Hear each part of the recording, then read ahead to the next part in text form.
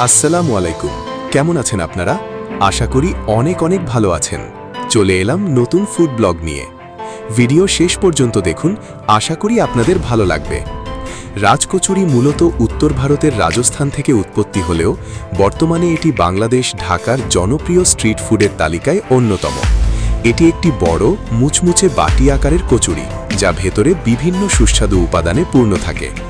রাজ মানে রাজকীয় এবং কচুরি হল ভাজা পিঠা। এর প্রচুর উপকরণ এবং রাজকীয় স্বাদের কারণে একে রাজকচুরি বলা হয়। গত এক দশকে ঢাকা এবং অন্যান্য বড় শহরে ভারতীয় স্ট্রিট ফুডের জনপ্রিয়তার সাথে সাথে রাজকচুরিও ব্যাপক পরিচিতি পায়।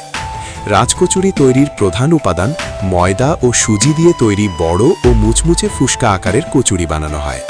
ভেতরে আলু, ছোলা, ডালিম, পাপড়ি এবং বড়া থাকে।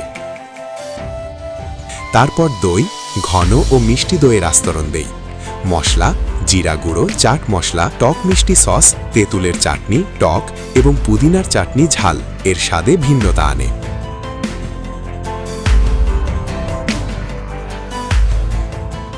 ও সবশেষে ঝুরি ভাজা ওপরে ছড়িয়ে দেওয়া হয়। ঢাকার মোহাম্মদপুর টাউন হল, মিরপুর, পুরান ঢাকা এবং বিভিন্ন অভিজাত এলাকায় ফুড কার্ট বা ছোট দোকানে বিখ্যাত রাজকচুরি ১০০ থেকে ১৫০ টাকার মধ্যে পাওয়া যায়। এটি মূলত বিকেলে নাস্তা হিসেবে খাওয়া হয় এবং এর টক, মিষ্টি, ঝাল স্বাদের মিশ্রণ স্থানীয়দের কাছে খুব প্রিয়। এই ছিল আজকের ভিডিও। আবার অন্য কোনো ফুড ভিডিও নিয়ে হাজির হব। সেই পর্যন্ত ভালো থাকবেন।